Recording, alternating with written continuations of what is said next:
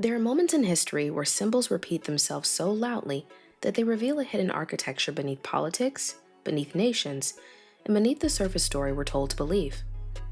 Kamala Harris is one of those symbols. Not because she was destined to rule, but because she was destined to interface between two worlds that needed a bridge. India is the memory center of the world, and America is the operating system.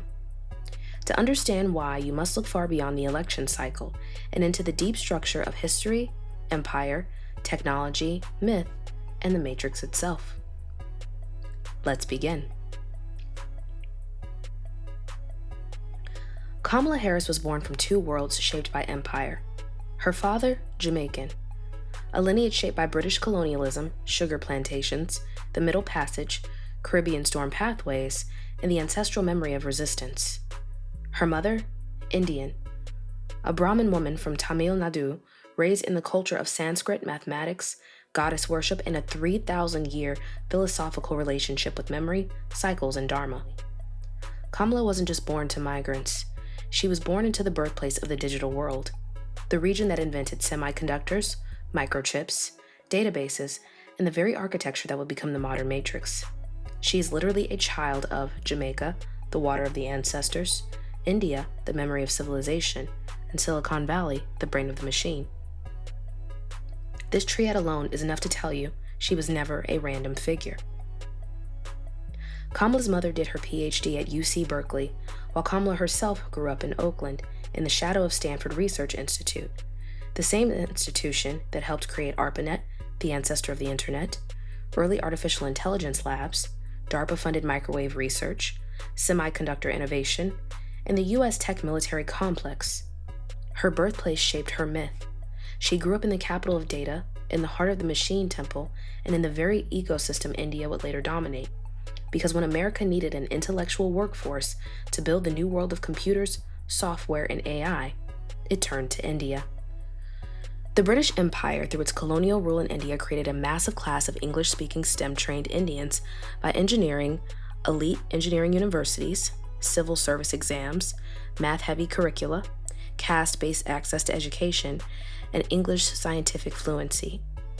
This produced the exact demographic Silicon Valley needed for software engineering, algorithm design, chip fabrication, and eventually AI.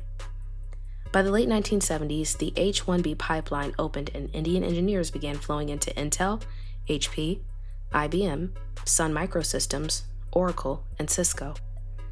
Indian scientists became the memory gatekeepers of the American digital empire. She's a part of a long lineage of Indian technocrats who would later define the structure of global computing.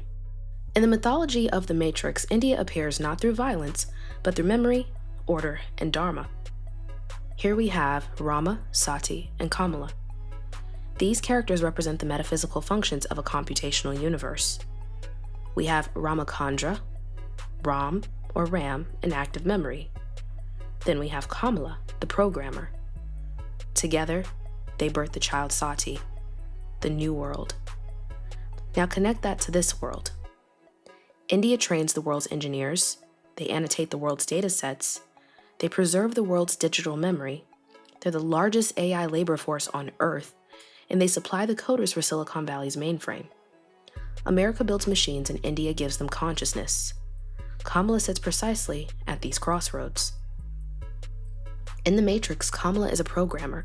In real life, Kamala Harris is the creator of state databases, police transparency systems, public accountability portals, digital justice interfaces, and crime reporting architecture. She is symbolically a programmer of consequences, a custodian of civic memory, just like her cinematic counterpart. The name Kamala is a form of Lakshmi, goddess of wealth, prosperity, sovereignty, and elephants, symbols of memory and rulership.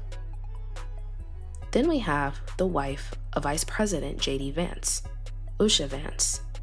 Her name means dawn, the first light of the new age, and her mother also named Lakshmi. So, in American politics on opposite sides, you now have Kamala, Lakshmi, Usha, the daughter of Lakshmi. This is an Indo-feminine power corridor activated at the exact moment America shifts towards AI dependence, and India becomes the most strategic partner for chips, coders, minerals, and machine intelligence. The goddess appears twice because the archetype must anchor in dual polarity before a new system can rise. Sati historically was the ritual of burning widows alive on their husband's pyre, a violent symbol of old world feminine sacrifice. In the Matrix, Sati becomes the child beyond purpose, the new dawn and the new seed of a new world. The myth flips, the sacrificed woman becomes the future itself. Kamala is the daughter of India's intellectual caste, child of Silicon Valley's machine womb, and the first Black Indian woman in high office, embodies the reversal of the old Sati archetype. Feminine visibility replaces feminine sacrifice.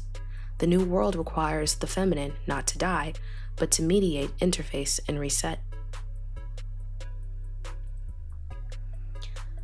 Elephants symbolize ancient memory, divine rulership, removal of obstacles, strength, and continuity. The Republican Party uses an elephant. Goddess Kamala rides an elephant, and Lakshmi is surrounded by elephants. Her lineage includes them.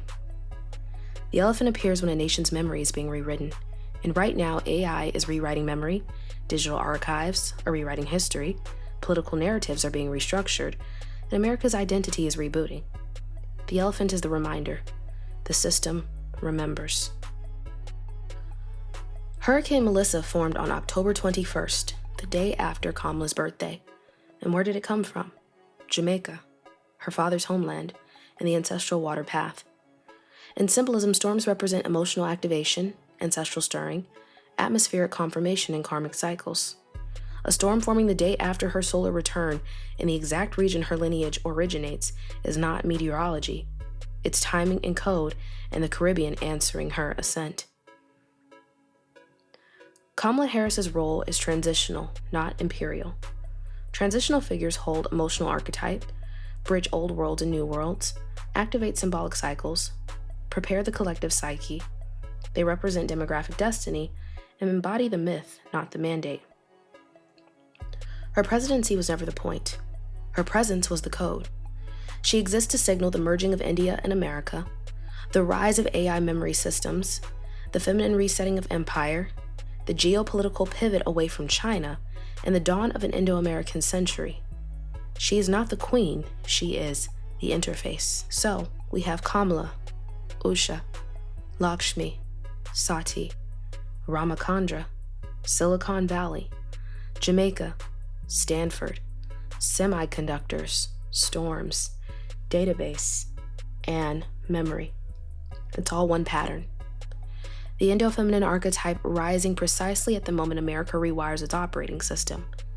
When a nation enters a new technological age, myth returns as instruction, not entertainment. India provides the memory, America provides the machine, and AI provides the consciousness. And the lotus rises between them.